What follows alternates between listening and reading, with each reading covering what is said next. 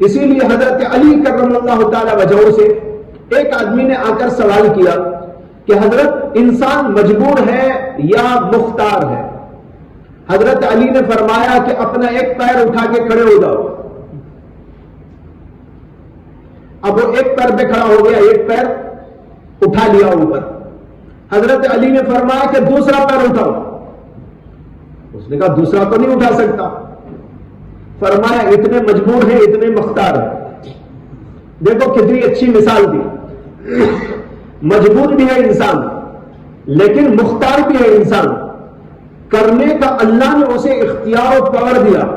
ہر چیز میں وہ مختار نہیں ہے، ہر چیز کے اندر وہ مجبور نہیں ہے. کچھ چیزوں میں اللہ نے اس کو اختیار دیا ہے.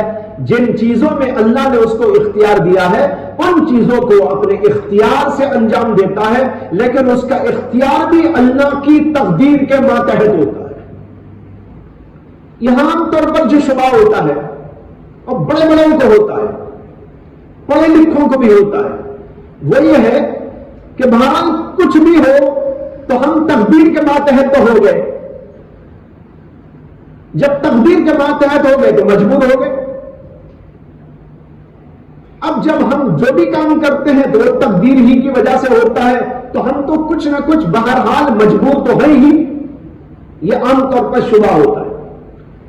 لیکن یہ شبہ اس لیے ہوتا ہے کہ ہم نے تقدیر کو اور مجبوری کو ہم معنی سمجھ لیا ہے.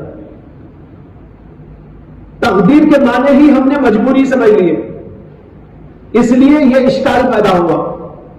لیکن میں آپ کے سامنے واضح کروں کہ تقدیر کسی مجبوری کا نام نہیں ہے. یہ یوں سمجھ لیجئے کہ تقدیر کے لیے مجبوری لازم نہیں ہے. سوال یہ ہے کہ اللہ اپنے بارے میں جو کچھ جانتے ہیں، ہمارے بارے میں تو اللہ جانتے ہی ہے نا. یہ نماز پڑھے گا، یہ روزہ رکھے گا، وہ شراب پیے گا، وہ زنا کرے گا، وہ چوری کرے گا، وہ ڈاکہ ڈالے گا، یہ پڑھے گا، یہ لکھے گا، وہ کام کرے گا. اللہ ہمارے بارے میں تو جانتے ہی ہیں، یہ تو سب کو معلوم. سوال یہ ہے اللہ اپنے بارے میں جانتے ہیں کہ نہیں جانتے؟ اللہ خود کیا کیا کرنے والے ہیں اللہ کو معلوم ہے کہ نہیں ہے یا نہیں معلوم؟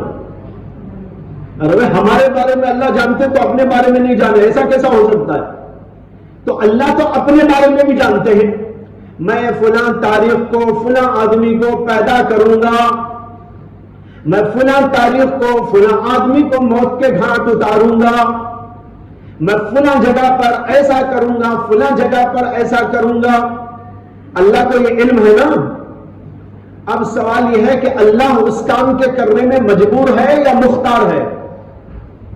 بتائیے. اگر آپ کہتے ہیں کہ اللہ چونکہ جانتا ہے کہ میں ایسا کروں گا، اس کے خلاف نہیں کر سکتا، وہی کرے گا، تو اللہ بھی مجبور ہو گیا. تو آپ کہیں گے اللہ کی تقدیر سے خود اللہ بھی مجبور، اور یہ بات باطل ہے. اب یہاں یہی کہیں گے کہ نہیں، اللہ اپنے بارے میں جاننے کے باوجود بھی کہ میں ایسا اور ایسا کروں گا، اللہ مختار ہے، چاہے تو کر سکتے ہیں، چاہے تو نہیں کر سکتے. اسی طریقے پر جب اللہ ہمارے بارے میں جانتے ہیں تو اس کا مطلب یہ نہیں کہ ہم مجبور ہیں. جیسے اللہ اپنے بارے میں جانتے ہیں، اس کے باوجود اللہ کو آپ مجبور نہیں مان سکتے، اسی طرح اللہ ہمارے بارے میں جانتے ہیں تو بھی ہم اپنے آپ کو مجبور کیوں سمجھے؟ اللہ اپنے بارے میں جاننے کے باوجود مختار ہے اپنے کاموں میں، اسی طرح اللہ ہمارے بارے میں جانتے ہیں تو بھی ہم مجبور نہیں ہیں، اپنے کاموں میں ہم مختار ہیں. سمجھ میں آئی نا بات؟ یہ مثال یاد رہے گی تو سمجھنے میں آسانی ہو جائے گی کہ اللہ جب اپنے بارے میں جانتے ہیں وہاں مجبور نہیں، اللہ مختار. اسی طرح ہمارے بارے میں اگر اللہ جانتے ہیں فلاں آدمی فلاں کام کرے گا کا مطلب ہے اپنے اختیار سے کرے گا، تھوڑا ہی تقدیر اسے مجبور کر رہی ہے. مجبور کچھ نہیں کر رہی ہے، اللہ نے اسے اختیار دیا ہے. تقدیر کا حاصل اصل میں یہ ہے جو کچھ ہونے جا رہا ہے اللہ اس کو جانتے. اللہ جاہل کیسے ہو سکتے بھائی؟ جو ہونے جا رہا ہے اللہ اسے نہ جانے کیسے ہو سکتا ہے؟ اس کی کائنات میں کون کیا کر رہا ہے، کیا کرے گا، کیسا ہو رہا ہے، کیسا نہیں ہو رہا ہے، وہ سب اللہ پہلے ہی سے جانتے ہیں۔ اللہ کے جاننے سے کوئی چیز مجبور نہیں ہو جاتی، اللہ جانتے ہیں ایسا ہوگا، ایسا ہوگا، ایسا ہوگا، ایسا ہوگا، فلاں کرے گا، فلاں کرے گا۔ اس کے جاننے سے کوئی جبر انسان کے اوپر طاری نہیں ہوتا۔ بہرحال اہل سنت کا مسلک یہ ہے جو ان دونوں مسلکوں کے درمیان میں ہے کہ ایک درجے میں مجبوری ہے، ایک درجے کے اندر اختیار اس کو انسان کو حاصل ہے۔ اسی اختیار کی وجہ سے انسان کو اللہ تبارک و تعالی سزا بھی دیتے ہیں، جزا بھی دیتے ہیں کہ تو نے اپنے اختیار سے یہ اچھائی کی، لے جزا، اور تو نے اپنے اختیار سے یہ برائی کی، اس لیے تیرے اوپر ہے یہ سزا۔ یہ سزا و جزا کے فیصلے انسان کے اپنے اختیار کی وجہ سے ہوتے ہیں۔ علماء نے یہاں پر ایک بات کہی، وہ یہ کہ ایک ہے انسان کا کسب، انسان کا کسب، اور ایک ہے انسان کا، اور ایک ہے خلق۔ عمل کا خلق اللہ کرتے ہیں، کسب انسان کرتا ہے۔ جب انسان کوئی کام کرنا چاہتا ہے نا تو اس کی تخلیق اللہ اپنی قدرت سے کرتے ہیں۔ ہم نماز پڑھنا چاہتے ہیں تو نماز کی تخلیق اللہ کرتے ہیں، ہمیں وہ پاور دیتے ہیں کہ ہم ایسا کریں، اللہ کی تخلیق ہے وہ۔ اور انسان کا عمل جو ہے وہ اس کا کسب ہے، یعنی اس کی محنت ہے، وہ انسان اپنے اختیار سے اس کو انجام دیتا ہے۔ تو خلق اللہ کی طرف سے ہوتا ہے اعمال کا، واللہ خلقکم وما تعملون، قرآن کہتا ہے واللہ خلقکم وما تعملون، جو کچھ کہ تم عمل کرتے ہو اس کو بھی اور تم کو بھی اللہ نے پیدا کیا ہے۔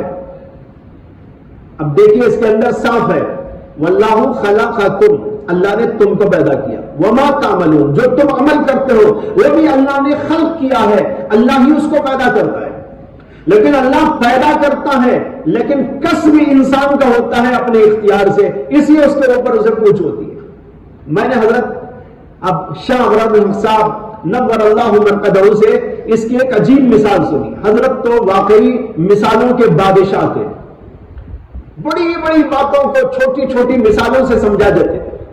حضرت نے ایک عجیب مثال دی خلق کی اور کسب کی، آپ بھی سنیں تو آپ کو بھی بہت خوشی ہوگی۔